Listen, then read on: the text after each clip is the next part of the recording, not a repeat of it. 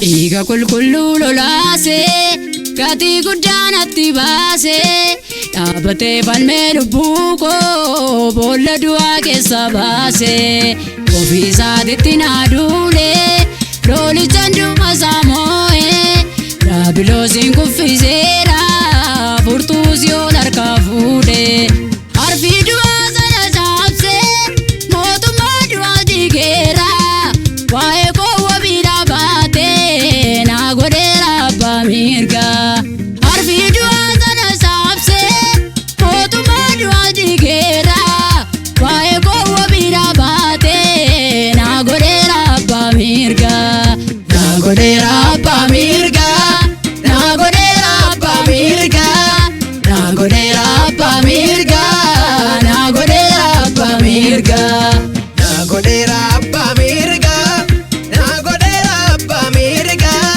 naa godheera abbaa mirgaa naa godheera abbaa mirgaa.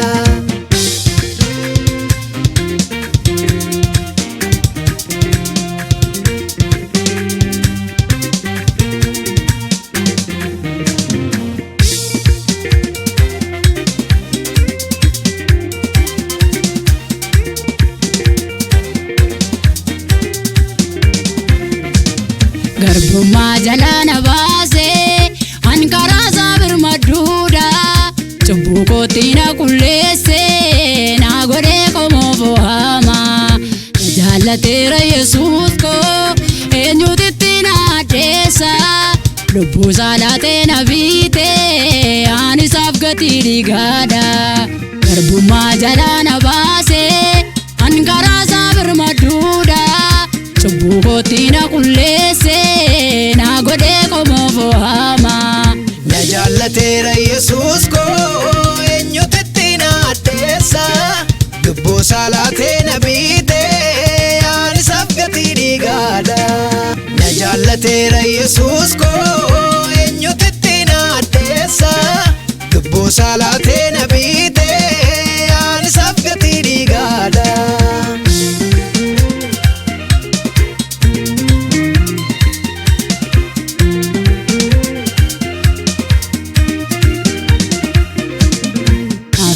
dhagaa gargaarsa kaananitti kooluu gaalu bariisisee dukkanicha isa du'aam nama laatu ifa isaa keessan jiraadha diinni na arguu hin danda'u naa golboobee naa dhofata guyyaa wanta maana dhufu naaf ta'ee dhagaa gargaarsa kaananitti kooluu gaalu bariisisee dukkanicha isa du'aam nama laatu ifa isaa keessan jiraadha diinni na arguu hin danda'u naa golboobee naa dhofata guyyaa wanta maana dhufu.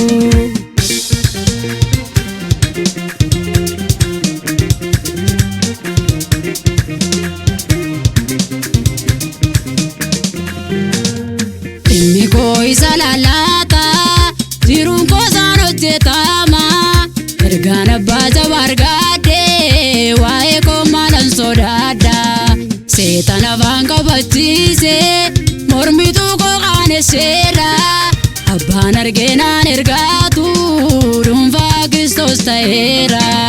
Dhimmi koo isa lallaata jiruun koo isaan hojjetama ergaan abbaa jabaa argadhee waa'ee koo maalan sodaadha. Seetan afaan qabachiisee mormituu koo qaanesseera abbaan arginaan ergaatu dhuunfaa Kiristoos ta'eera. Seetan afaan qabachiisee mormituu koo qaanesseera abbaan arginaan ergaatu dhuunfaa Kiristoos ta'eera.